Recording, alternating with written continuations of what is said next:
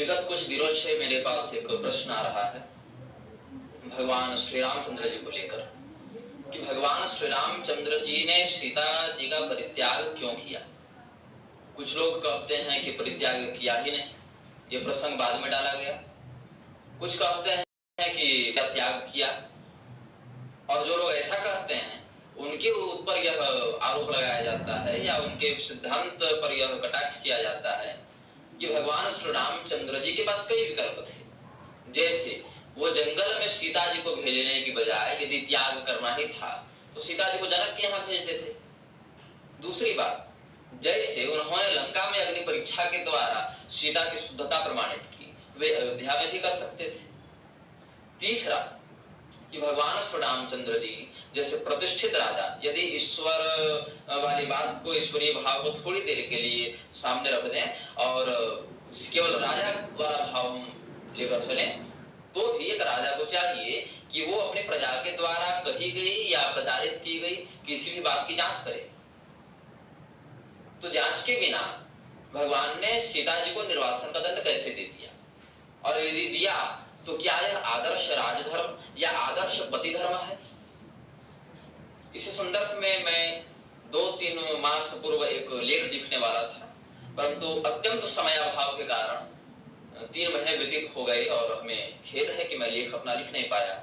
इसीलिए मैं आज इस वीडियो के माध्यम से अपना वह उत्तर जो हमने शास्त्रों के अध्ययन से और गुरुजनों के मुख से प्राप्त किया है आप सबों के समक्ष रख रहा हूं।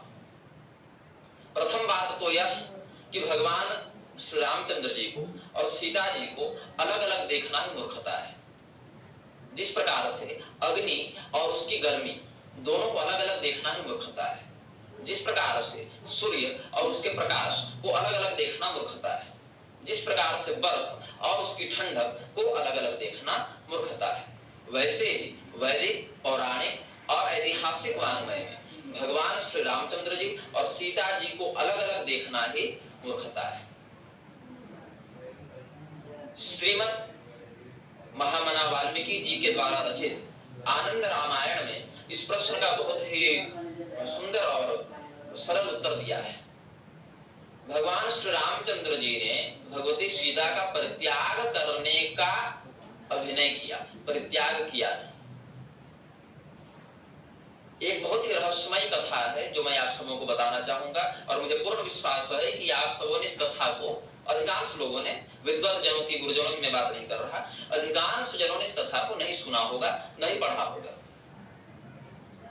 पिंगला नाम की एक स्त्री भगवान श्री रामचंद्र जी से प्रेम करती थी, और किसी कारणवश एक दिन रात्रि को भगवान श्री रामचंद्र जी के महल में घुसकर उनके कक्ष में पहुंच गई, और वहां उसने भगवान से कहा कि मैं आपसे बहुत प्रेम करती हूँ, आप मुझसे विवाह कर लीजिए।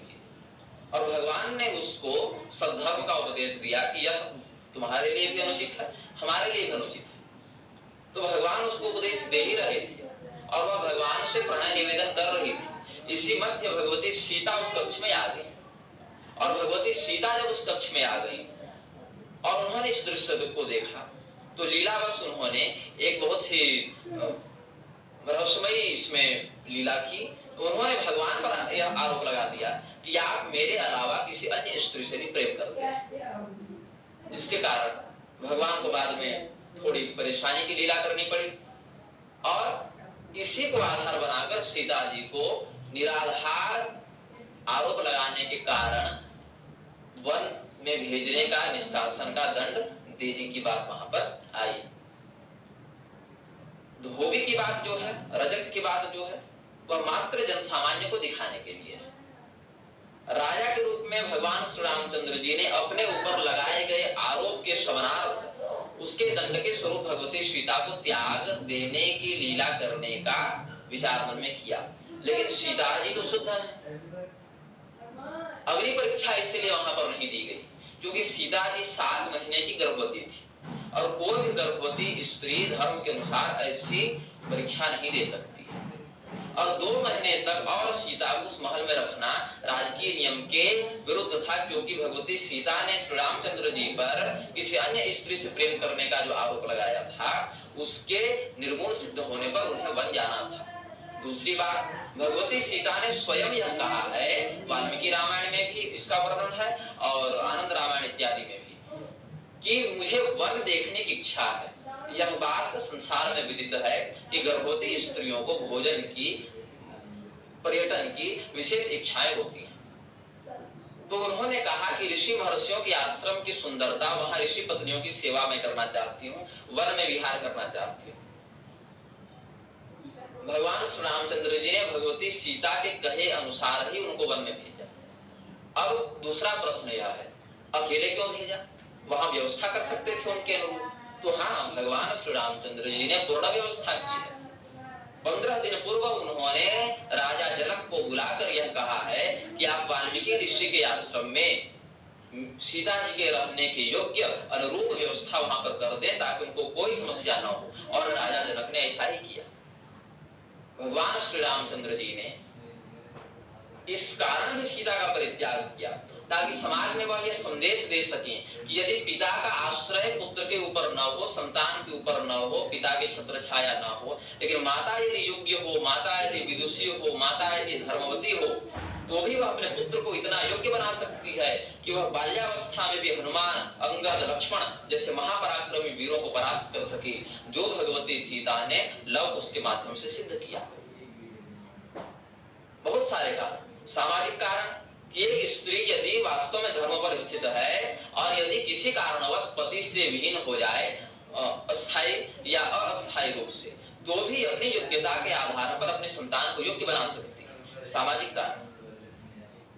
दूसरा पारिवारिक कारण, भगवती सीता जी को वन में विहार करने की इच्छा है, इसीलिए राजा जनक जी की व्यवस्था के माध्यम से भगवान ने उन्हें वन में भेजा।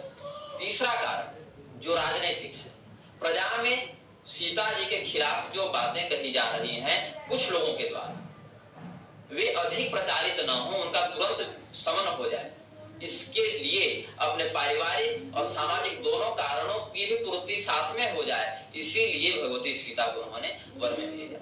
तो वास्तव में यदि गहराई से इस बात को देखा जाए तो भगवती सीता स्वयं अपनी इच्छा से वन में गई, और जो कलंक था वह तो माध्यम मात्र था। बाद में भगवती सीता ने समस्त क्रियाकलापों को संपादित करके पुनः अयोध्या में आगमन किया और वहां पर जन सामान्य के सम्मुख धरती में प्रवेश करने की लीला की, और 1 वर्ष के बाद पुनः भगवान के साथ अयोध्या में अपने सायुज्य को प्राप्त किया। हालांकि वाल्मीकि रामायण में वापस पुनरागमन की कथा का वर्णन नहीं है, आनंद रामायण इत्यादि में इसका वर्णन प्राप्त है।